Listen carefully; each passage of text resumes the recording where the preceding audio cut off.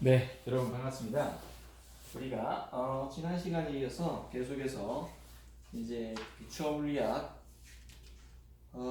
중간고사를 치고 나서 이제 19장부터 계속해서 이제 진도를 나가보도록 하겠습니다. 이때까지는 전기된 전하에 의한 또는 움직인다 하더라도 어떤 전류를 발생시키는 그러한 회로에 대해서 알아봤는데 우리는 이제 자기에 대해서 공부하는 쪽으로 확장을 해보도록 하겠습니다. 그래서 우리 일상생활에 사실은 굉장히 많이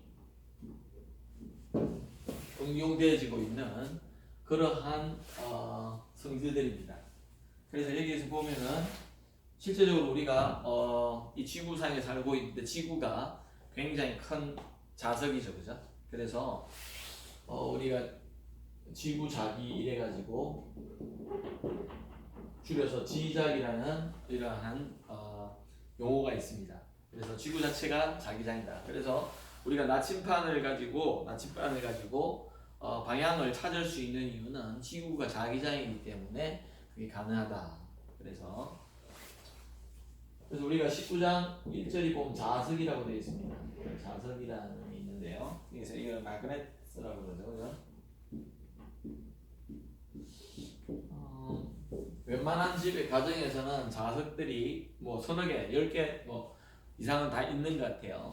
예를 들어서 냉장고에 보면은 우리가 패스트푸드를 시켜 먹고, 그러니까 치킨이라든지 이런 건 피자라든지 시켜 먹으면은 쿠폰으로 잃어버리지 말라고 자석 붙여 놓으라고 이제 그리면서 홍보도 할 수 있고 저기 전화번호가 적혀 있으니까 그런 용어로도 쓰는 자석들이 있고요. 또 한편으로는 또 여러분들이 이거를 어디에 또 많이 쓰나요? 전자석 같은 경우는 쓰이는 데가 상당히 많습니다. 전기로 이제 이 자석의 세기를 조절할 수 있는 그런 것들도 우리가 일상생활에서 많이 보게 돼요. 발전기라든지 그 다음에 집에서 뭐 요즘 여러분들 댁에서 쓸지 모르겠지만 서랍기, 전압을 올리거나 내리거나 하는, 우리 나중에 배우게 되는데요. 그래서 우리가 알고 있는 발전기나 또는 그런 서랍기, 변압기 같은 거 이런 것들을 할 적에 우리는 이런 전자석을 이용하게 됩니다. 그래서 자석이라는 것이 우리 주위에 굉장히 많이 응용되고 있다는 것을 우리가 알 수가 있습니다. 그래서 우리가 알다시피 이 자석은 북극과 N극과, 그죠? 이게 North Pole이라고 그러죠, 그죠? 그래서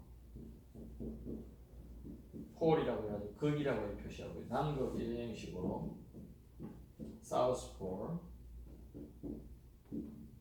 이런 형태로 우리는 둘 수 있는데, 그래서 그 첫 번째로 NS를 따서 N극이냐 S극이냐 해가지고 이 자석 대표적인 막대 자석을 한번 보자면은 여기에 N극이고 여기에 S다. 그러면은 우리가 이제 이러한 자석이 있는데, 그래서 우리가 보통 뭐 이거를 빨간색으로 표시하고 이거 블루, 그죠? 파란색으로 표시하잖아요. 근데 놀랍게도 이걸 잘라요. 반으로 자르면은요 이렇게 해서 여기 N만 있을 것 같은데 그렇지 않고요, 바로 S극이 생깁니다. 그리고 또 반으로 잘라도 그렇죠, 그죠? 그래서 이 자석이 우리가 전기하고 굉장히 차이가 있는 것이, 이 전기적인 데서는 우리가 만드는 게 전하였죠, 그죠? 그래서 다시 한번 우리가 1학년 때부터 배웠던 그러한 우리 개념들을 공부하기 위해서 여기 한번 적어볼게요. 우리가 예를 들어서 중력이라는 거에 대해서 배웠고요. 1학년 때 어떤 중력, 그 다음에 어떤 전기력을 배우고 있고요. 이제는 우리가 자기력이라는 것을 배우려고 합니다. 그래서 이 세 개의 어떤 analogy, 아주 유사성이 있기 때문에 이 개념들을 한번 정리해 보면은, 중력을 우리가 이렇게 하면 질량입니다. 질량. 그렇죠? 입자들의 모임이게 되겠다, 그죠? 전기력은 어떻습니까? 전하라는 게 있죠. Q라는 게 있고요. 자기력은 나중에 나오지만 I라는 게 있다. 전류가 우리가 자기력을 만듭니다. 전류가. 그 다음에 나오는 것이 우리가 중력장이라는 걸 배우죠, 그죠? 그래서 뭐 G라는 걸 배우게 되고, 이거는 전기장이라는 걸 배우고, 이것도 뭐 H 또는 B에 대해서 우리는 배우게 됩니다. 그 다음에 어떻게 됩니까? 중력이라는 것을 이제 배우는데 FG라고 해가지고요. 이거는 뭐 R 제곱분의 K의 G라고 그러죠, 참. 중력 상수 G에다가요. 그 다음에 뭐 M1, M2 이런 식으로 배웠고요. 맞죠? 여기서는 F의 E 돼가지고요. 형태가 비슷하다. R 제곱분의 K의 E라고 했고, 그죠? 그 다음에 어떻게 됩니까? Q1, Q2가 된다. 그래서 이러한 놈들이 힘을 일으키는 소스가 된다. 그러면 이건 어떻게 될까요? 약간 마그네틱이라서 뭐 B라고 하기도 하고요. 이렇게 되는데 어떤 상수가 있고 뮤제로가 있고요. 그죠? 그 다음에 R 제곱이 되고요. 똑같은 형태입니다. 근데 이것은 I1에다가 I2가 이렇게 이런 형태로 되는데 곱하기 1호 형태로 된다. 이런 형태로 보시면 되겠다. 그 다음에 여기 우리가 배우는 게 뭐였습니까? 포텐셜 에너지를 배웠죠. 그죠? 그러면은 뭡니까? 이거를 적분하면 되죠. 그죠? 적분. 그래서 포텐셜 에너지가 PE라고 하는데 이것이 마이너스 R분의 G의 M1, M2 1이 되고요. 요 마이너스의 의미는 인력의 의미라고 했습니다. 인력.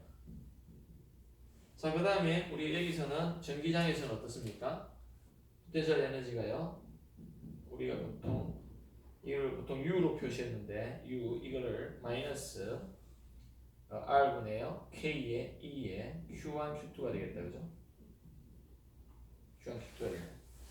그래서 이제 이것들이 이제 우리가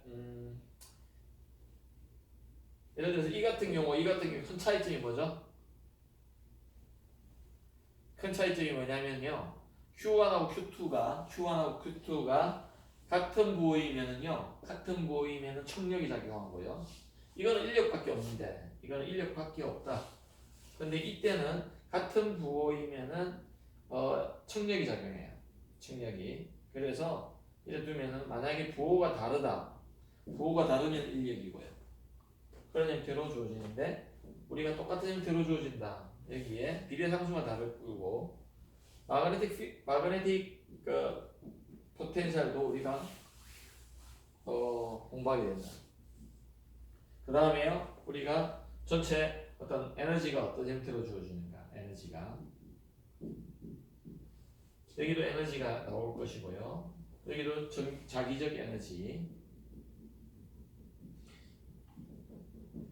뭐 이런 식으로 주어지고 우리가 보통 그래서 예를 들어서 F는 우리가 이거를 MA라고 그러죠. 그죠? MG 또는 뭐 MA라고 할 적에 그 중력 포텐셜에서 중력에서는 특별히 A가 G가 되고요. 이것들은 F는 요 두 개 곱한 Q의 E가 될 것이고요. 여기서는 F의 마그네틱 필드가 뭐 I의 크로스 B 이런 식으로 주어집니다. 그래서 우리가 이러한 형태로 주어지는데 이것들을 우리가 머릿속에 잘 집어넣고 이제 자기력을 이런 식으로 공부해 갈 거라는 거를 여러분들이 생각하면 좋겠다. 근데 대표로 어쨌든 이것과 이것의 큰 차이점이 있다. 큰 차이점이 있는데요. 이 전기장에서는요, 요 Q가 한 개가 존재할 수 있습니다. 근데 자기장에서는 극이 한 개가 존재할 수 없어요. 모노폴이 존재하지 않는다는 거. 극이 모노가 1이라는 말이죠. 모노폴이 존재 안 합니다. 모노폴이 존재 안 한다. 그럼 항상 다이폴, 그러니까 N극과 S극이 붙어 있어야 된다.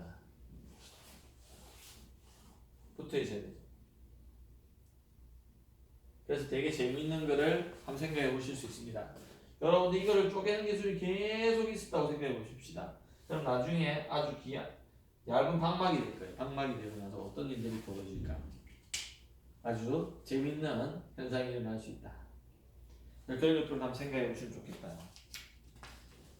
근데 사실은 우리가 자기를 한번 생각해 볼 때 이 막대자석을 어떻게 해서 만들어지느냐 이런 것들도 생각해 볼 수 있고요. 어릴 때 우리가 자기장을 가지고요 실험을 막대자석을 가면 요즘도 뭐 문방구에 엄청 팔던데요.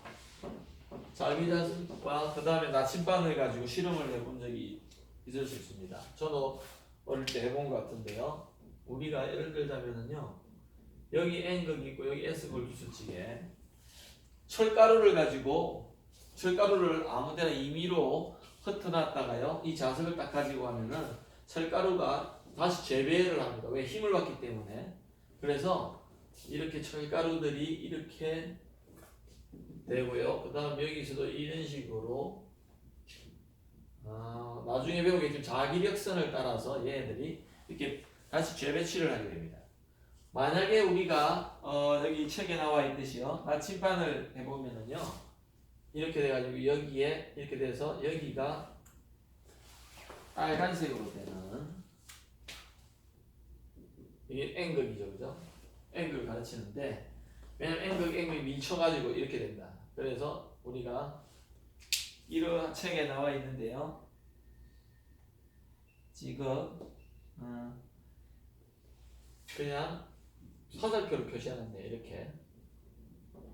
그래서 이렇게 해가지고 자기력선이 여기에서 N극에서 나와서 S극으로 들어간다. S극으로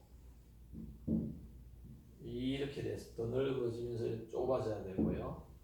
그러니까 여기서 전기력선과 마찬가지로 여기에는 이 선과 선 사이가 거리가 되게 좁죠. 그러니까 자기력선의 밀도가 여기에서의 자기장의 세기라고 보셔야 됩니다. 여기도 마찬가지로. 그래서 자, 잘 보시면은 여기 좁다가 넓어졌다가 더 넓어지고요. 다시 이렇게 좁아집니다. 그러니까 여기보다는 여기가 더 약하고요. 여기가 더 자기장의 세기가 약한 거죠. 그 그림을 우리가 지금 그림 페이지 476페이지예요. 476페이지에 그림 19.2에서 볼 수 있다. 19.2에서 볼 수 있다. 그래서 우리가 N극에서 나와서 S극으로 들어가는 자기장 선을 magnetic field line이라고 한다. 이거를. 그래서 magnetic field line. 자기장의 선이다. 자기장선. 우리가 전기력선을 배웠고 이제 자기력선을 배운다. 그래서 나중에 우리가 아까 발전기 이야기를 했는데요. 발전기는 이러한 자기선을 얼마나 많이 플럭스 라인을 끊어 먹는가. 우리가 어떤 물체를 가지고 이 플럭스 라인을 끊어 먹느냐에 따라서 발전되는 전기량이 결정이 납니다. 그것들을 생각할 때 우리는 이 자기력선이 굉장히 중요하다는 것을 또는 이 자기장의 변화에 따라서 예를 들어서 여기에 놀라운 것이 나중에 나오는데요. 이런 전선이 있다고 합시다. 그냥 전선이 있고요. 여기에 전류계만 딱 달려 있어요. 이렇게. 자, 이건 건전지가 없죠? 여기 없잖아요. 건전지 없습니다. 그런데요, 자기장이 앞으로 가거나 뒤로 가고 움직이잖아요. 그러면 여기에 암페어미터의 바늘이 움직인다는 겁니다. 그 말은 뭐죠? 바늘이 움직인다는 말은 전류가 순간적으로 흐른다는 말이죠. 그래서 이것을 우리가 유도 기전력이라고 해요. 무슨 말이냐면은 원래 건전지가 있어서 이 전지가 있어가지고 전류가 흐르는 게 아니라 자기장의 변화에 의해서 유도되는 그러한 기전력이라는 전류를 일으키는 힘이라는 거예요. 그것들에 대해서 우리는 앞으로 계속 공부하게 될 겁니다. 그래서 우리가 이 자기력선이라는 게 굉장히 중요하다는 걸 아셔야 된다. 그 다음에 특별히 이제 이거는 조금 설명을 드리고 싶은 게요. 우리가 신소재공학과니까 자석을 어떻게 만드는가에 대해서 전자석은 그냥 여기에 코일 감아놨듯이 이제 자 잘 보세요. 여러분이 10대 줬던 예를 들어 집에서 있잖아 이렇게 건전지를 사고 구리 코일을 하면은 뭐 이거 한 2, 3천 원이면 만들 수 있을 건데 이렇게 만드는 즉시 이게 자석이 돼버립니다. 자석이 돼. 어떻게 하느냐 쇠못을 갖다 보면 붙게 돼 있어요. 이게 전류가 흐르게 된 상태에서는. 그래서 이거는 우리가 전자석이라고 그러죠. 자 그런데 제가 말씀드렸듯이 일반적인 우리 자석, 칩에 붙어있는 마그넷이라는 것은 사실은 전류가 우리 눈에 보이는 이런 전류라는 것은 없지 않습니까? 없지요? 그런데 예를 들어서 집에 붙어있는 이러한 플라스틱 마그넷 좋은데요. 이런 것들이 냉장고의 표면에 붙어있는 이유는 이게 자석이라서 그런데 이런 놈들이 어떤 원리로 만들어지는가에 대해서 우리가 보자. 그러면은 우리 시소제공학부에서 잘 알려진 원소의 주기율 표라는 게 있습니다. 그래서 원소들이 번호를 가지고 배열을 하고 있는데 어떤 주기성을 가지고 배열을 하더라는 겁니다.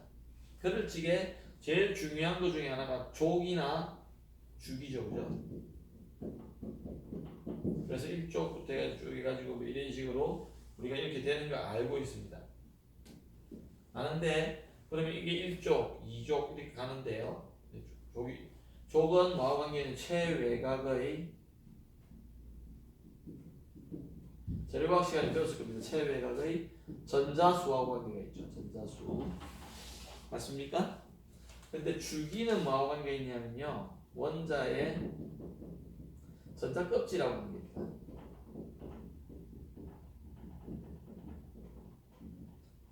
껍질수하고 관계가 있죠.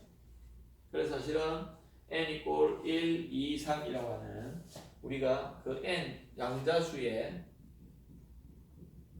n하고 관계가 있습니다. n 양자수는 n, l, m, l, ms 뭐 이 네 개가 있는데 우리가 에너지 양자수, 주양자수인 요 n하고 주기하고 관계가 있죠. 1쪽에 있냐? 1주기, 2주기, 3주기를 얘기하는 거죠.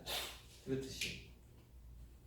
자, 그런데 우리가 집 체외곽 전자수가 이 족의 수하고 같다. 그래서 1쪽에 수소 있고, 그죠? 리튬이 있고, 나트륨, 뭐 이런 식으로 가잖아요. 이걸 우리 알칼리 금속이라고 그러죠, 그죠?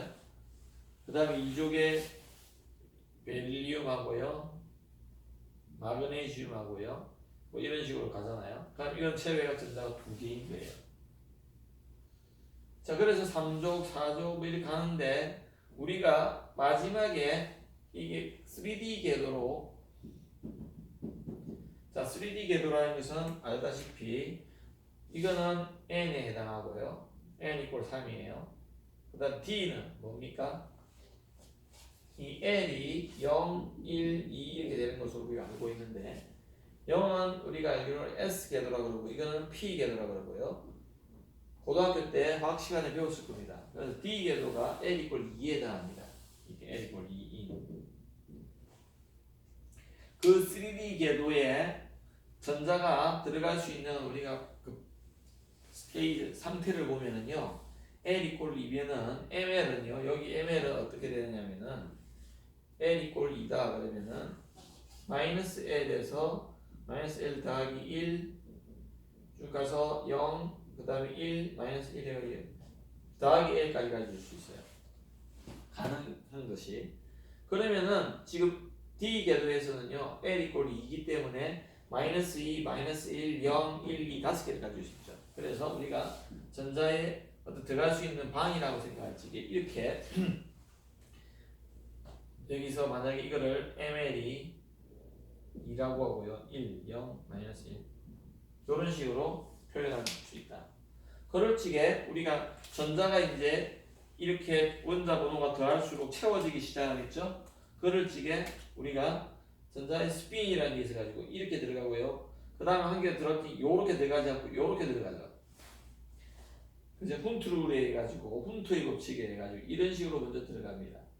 그 그 다음에 더 많은 원자 번호가 많아져서 전자가 더 많아진다. 그러면은 이제 이렇게 들어가죠. 맞습니까? 그래서 가공동량 이게 L이 커질수록 최대로 커질수록 원자 배치가 먼저 일어난다. 원자의 그 분포가 먼저 일어난다. 그런 거를 우리 훈트의 법칙이라고 합니다. 자, 자석을 설명하는데 왜 이까지 설명해야 되는데 교수님 왜 그러냐면요 여기에 스핀을 제가 그려놨지만 이렇게 그려놨는데 이거는요 전자의 자전 자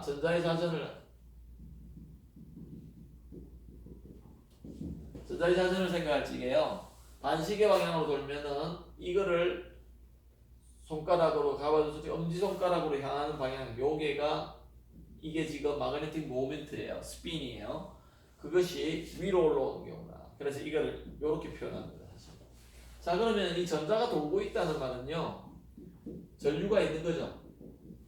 물론 스핀에 의한 전자의 실제적인 움직임이라기보다도 회전에 의한 전류가 있는 겁니다. 그래서 그 전류에 의한 자기 모멘트라는 게 있죠. 능률이 있다. 자기 능력이 자기 성질을 가지고 있는 이런 말입니다. 그 말은 만약에 그런 것들이 이러한 방향으로 많이 세워져 있으면은 그런 놈이 자석이 되기가 쉬울 겁니다. 그래서 우리가 3D 궤도에 많은 우리가 알고 있는 전이금속이라는 게 있죠. 그죠? 전이금속. 그런 놈들이 어떤 게 있냐면은 코발트, 크롬, 니켈, 그죠?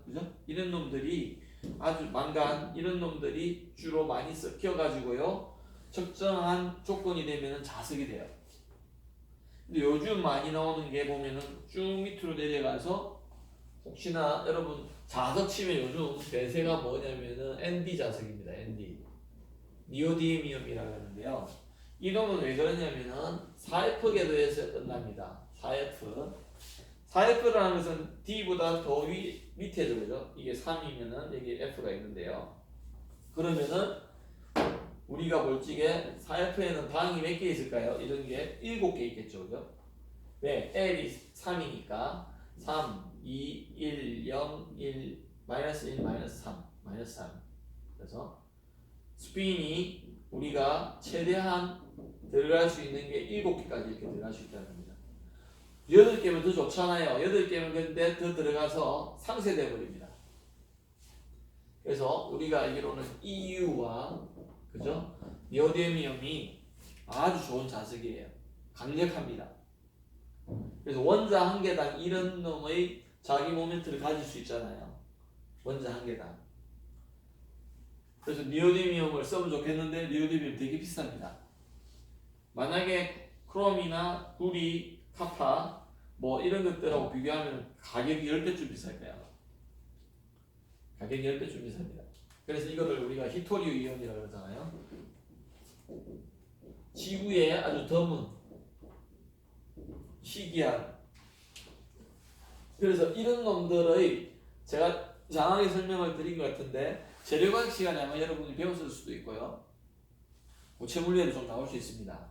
그래서 우리의 원소 주기율표에 있어서 모든 놈들이 자석이 되는 게 아니고요. 자기적 모멘트가 아주 원소당, 하나의 원자당 자기 모멘트가 일단은 많은 놈들이 즉 3D 궤도나 4F 궤도의 마지막 최외곽의 전자를 갖는 그러한 원소들이 자석이 되기가 좋다는 겁니다. 자석이 되기가 좋다. 그래서 이런 놈들이 여러 개 있다고 해봅시다. 그죠? 니켈이나 크롬 같은 경우 이런 경우인데요. 3D 궤도에 굉장히 많이 있다고 하면은 우리가 요거 하나의 원자를 우리가 그 원자를 이렇게 표현할 수가 있습니다.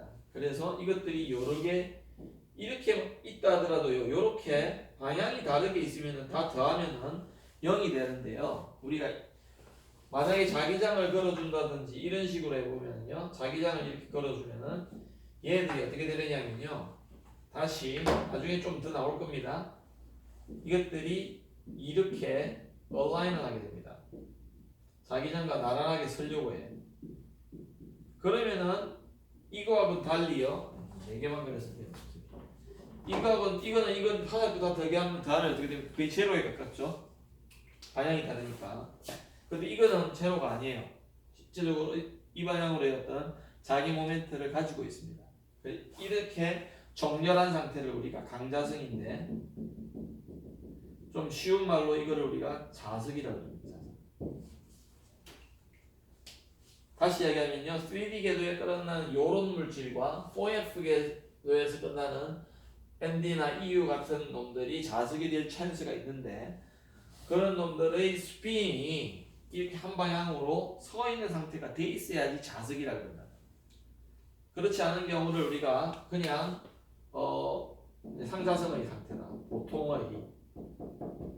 그래서 상자성의 상태에서 자기장이나 온도를 어떻게 조절해 줌으로 따라서 자석으로 만들 수도 있다. 그런데 그렇죠? 그래서 이제 자석이 만들어지는데요. 19장 2절을 보니까 지구의 자기장이 나옵니다. 그냥 간단하게 설명하고 넘어가겠습니다. 그래서 우리가 지구의 우리가 알고 있는 어떤 자석의 성질을 생각할 때는요, 지구의 지리적 북극은요 자기적 남극에 해당한다. 참 이게 아이러니한데요. 우리가 알고 있는 북쪽은 사실은 우리 북반구에서는 어떻습니까? 우리 위쪽이라고 생각을 하죠. 근데 실제로 자기적인 성질을 따진다면 자기적인 남극이 거기 있는 거예요. 그래서 나침판을 했을 적에 그게 북쪽을 가르치는 빨간색을 북쪽으로 가르친다고 표현을 하죠. 맞습니까? 왜요? 남극이 거기 있으니까 빨간색 그쪽으로 가게 돼 있어요. S가 N을 땡기죠. 그래서 가는데 실제적으로 자기적으로 따지자면은 거기는 남극이 있다. 근데 우리는 그거를 뭐라고 하죠? 북쪽 방향이라고 그러죠. 북쪽 방향. 맞습니까? 그래서 지구 자기장을 한번 보시면요. 그러니까 우리 만약 이걸 지구로 따진다면요. 지구로 따진다면은 여기 N극이라고 표시해야죠. 여기가 호주가 여기 있어요. 쉽게 말하면. 여기가 여기 S인데 자기적으로는 S인데요. 여기에 뭐 시베리아가 있고 러시아가 여기 있다는 거예요. 러시아라든지 뭐 그린란드라든지 뭐 이런 게 사실은 우리가 북쪽 방향이고요. 이게 남쪽이잖아요. 근데 자기적인 극으로 따지면 여기가 N극이고 여기가 S극이라는 거예요. 그래서 우리가 북극성이라면요. 여기 북쪽이라 했기 때문에 여기에 북극성이 있는 거예요. 사실은 그거는 남극 위에 지구의 자석인 남극, 자석 헷갈리지 마세요. 근데 여기를 우리가 북극으로 붙여놨죠. 여기 남극으로 붙여놨습니다. 근데 실제로 자석은요 여기가 남극이에요. 책에 그렇게 되어 있습니다. 그래서 자기적인 남극이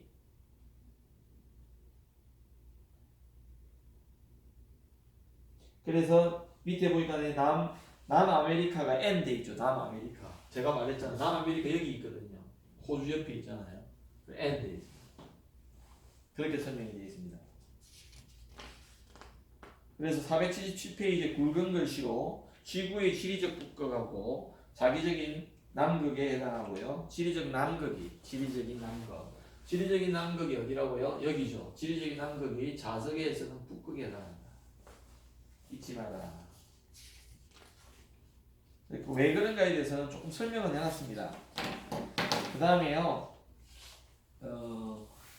또 자기 박테리아라는 게 있습니다. 우리가 응용하는 데 있어서 그래서 이 박테리아 요즘 뭐 바이러스하고 박테리아는 다른 건데요. 어떤 박테리아도 우리가 사실 어떤 물질들로 이루어져 있잖아요, 그죠? 그래서 어떤 그 안에 스핀 뭐 자기 박테리아가 외부에서 전류를 걸어줘가지고 이런 거 아까 전에 제가 그랬듯이 전류를 걸어줘가지고 하는 그런 시스템은 아닙니다. 건전지를 걸어줘서 그러면 뭔데요? 그 안에 내부의 어떤 요소들이 뭡니까? 이러한 자석의 성질을 갖는 마그넷의 성질을 갖는 그게 왜 그렇죠? 금방 말했듯이 스핀의 자기 모멘트에 의해서 갖는 그러한 생물들도 있다는 겁니다. 그래서 여기 보면은 박테리아들이 있잖아요. 북반구에서 발견된 박테리아와 남반구에서 찾은 비슷한 박테리아의 내부 자기의 어떤 사슬 배열 이런 것들이 반대로 되어 있다는 겁니다. 왜 그러냐면은 자기장의 방향이 우리가 반대이기 때문에 남반구와 북반구가 자기장의 방향이 다르죠, 그죠? 그래서 다르게 돼 있다. 참 신기하죠. 그래서 여러분들이 실제적으로 호주 같은 데 가보면은요, 지구를 거꾸로 그려놨어요. 우리가 볼 적에는. 그렇듯이 좀 현상들이 자기적인 현상이 다르게 일어나기 때문에 다르게 표시해 놓은 거예요. 특별히 여기 보면요, 지구 자기장 공항 활주로의 표지에도 사용된다. 지구 자기장이. 그래서 비행기가 착륙할 때 조종사가 잘 알아볼 수 있도록 활주로 끝에 페인트로 큰 숫자를 그려놨습니다. 여러분들은 이제 잘 주의 깊게 안 보기 때문에 비행기를 타셔도 우리가 활주로 밑을 보기는 굉장히 어렵잖아요. 활주로 옆은 보지만. 그럴 적에 우리가 이제 뭐 영화를 본다든지 이런 걸 볼 적에는 한번 볼 수가 있는데요. 그럴 적에 페인트에 큰 숫자를 적어놨는데요. 자기적 북극을 기준으로 시각 방향으로의 각도를 10으로 나누는 값을 써놓았대요. 그게 활주로에 맞는 거 확인해 보라고. 그래서 공항 활주로 표시에도 우리가 되는데 9를 써놓으면은 그러면 정동을 의미한다. 9 숫자를 써놨는데요. 왜냐면 그게 9가 90도를 뜻하거든요. 90도는 북쪽에 대해서 90도 틀어져 있잖아요, 그죠? 그래서 우리가 활주로를 내릴지가 이게가 뭐 예를 들자면은 방향이 어느 정도 되는가를 우리가 알 수 있게 해주기 위해서 그렇게 공항 활주로에 대해서도 우리가 생각해 볼 수 있다. 그 다음에 이제 나오는 게 마그네틱 필드라는 게 나옵니다. 제가 말씀드렸듯이 마그네틱 필드는요, 결국은 자기 모멘트에서 만들어집니다. 자기 모멘트 또는 아까 전에 뭐라고 그랬죠? 전자석에 대해서 전류를 어떻게 걸어주느냐에 따라서 하는데 두 개 다 동시에 생각해 봐야 될 것은요, 전자석은 어떻습니까? 코일 안에서 전류가 있다. 전류는 뭐죠? 전자의 흐름입니다. 이것도 전자의 운동이죠. 그래서 어쨌든 자기장은 고정된 전자가 아니라요, 움직이는 전자의 모션, 운동에 의해서 생겨난 거다. 운동에 의해서. 그걸 우리가 분명히 알 수가 있을 것 같습니다. 전기장에서 우리가 전류라는 걸 배웠고요. 전기장 그러니까 17장이죠. 17, 18장에서 회로 공부하고 한 cik에 우리는 전기에 집중을 해서 자기적인 것을 생각하지 않았지만 우리가 보통 말하는 피레역 법칙이라든지 이럴 때 전류를 흘려 보내주면은 벌써 그 주위에는 자기장이 형성이 돼요. 자기장이 형성이 됩니다. 근데 우리가 논하지 않았을 뿐이죠. 어쨌든 전자석이든 자석이든 얘들은 전류, 이거는 실제적인 움직임에 의한 전류, 자석은요 자전에 의한, 전자의 자전에 의한 전류라고 할 수 있겠죠. 자체 전류. 그러니까 어쨌든 전자의 운동에 의해서 생긴다는 것을 우리가 알 수가 있습니다. 그렇지게 실제적으로 자기장을 우리가 움직이는 전자에서 예를 들어서 이렇게 뭐 책에 한번 볼까요? 네, 이렇게 될 것 같아요. 간단히 설명하고 이번 시간 마칠 건데요. 뒤에 있는 것까지 우리가 생각을 해봅시다. 자, B가 이렇게 있어요. 자기장이 이 방향입니다. 그 다음에 우리가 이렇게 들어온 전자가 있었다고 하자. 그러면 힘이 어느 방향으로 받느냐면요, 우리가 나오는데 여기 보면은 크기는요, F가 Q에 V에 B에 사인 세타의 형태로 간다. 자, 이렇게 되는데 이때 이러한 입자가 지금 B가 이렇게 있는데 V가 이런 형태로 들어가서 지금 이 사이각이 세타라고 하자. 그럴 적에 얘는 이런 형태의 크기의 힘을 받는 거예요. 그때 만약에 힘을 측정할 수가 있다면, 받는 힘을 측정할 수 있다면 B는 이 자기장은요 얼마인가를 우리가 알 수 있는데 Q에 V에 사인 세타분의 F가 되겠죠. 그죠? 그래서 19-1식과 19-2식이 나오는데요. 그래서 이 말은 뭐냐면은 우리가 이 자기장이 얼마인가를 측정하기 위해서는 이런 형태의 실험을 통해서 우리가 구할 수 있다. 구할 수 있다. 이것을 이용하는 것이 우리 질량 분석기 같은 거거든요. 질량. 즉, 이 전하가 어떠냐에 따라서 모르겠다. 이게 몰라요. 근데 속도는 알 수 있어.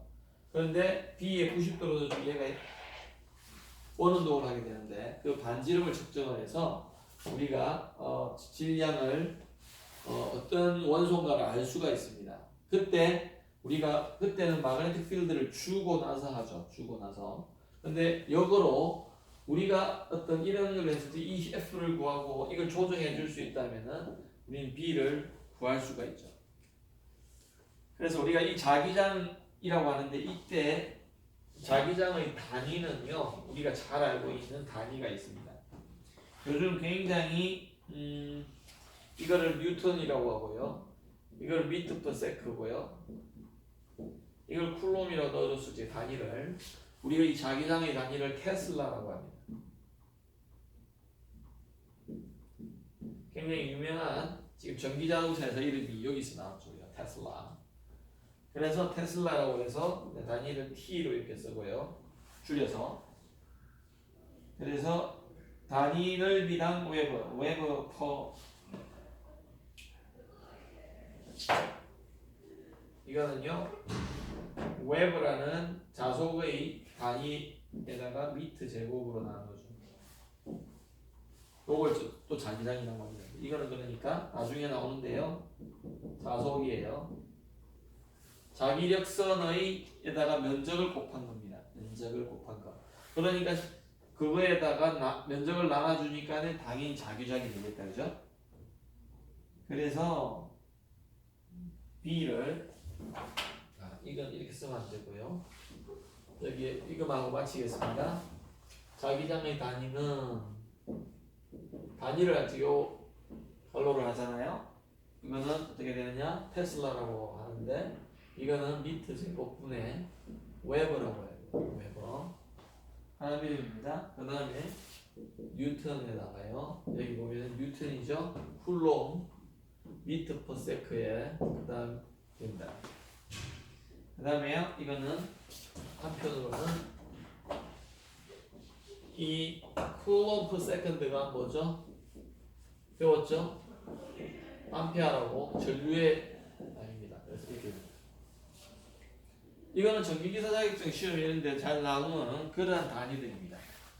여러분들이 지금처럼 이 앞에 전기뿐만 아니라 자기 부분 잘 해놓으면은 전기기사를 준비할 때 굉장히 크게 도움이 되죠. 그래서 오늘은 이제 자기에 대한 입문의 성격으로 소개하는 성격으로서 광범위하게 좀 설명을 했습니다. 설명을 했는데 479페이지까지 했는데요. 다음 시간에 이 자기장에 대해서 좀 더 깊게 해보도록 하겠습니다. 제가 우리가 중간고사 기간에 이걸 아마 듣게 되는데요. 부담 없이 들으라고 좀 짧게 그리고 천천히 지금 나가고 있습니다. 그래서 여러분들이 8주째 시험도 치지만 제가 강의를 올려놓을 거예요. 그래서 이것을 잘 듣고 잘 따라오시길 바랍니다. 다시 새롭게 자기를 잘 시작해 보십시다. 네, 수고하셨습니다.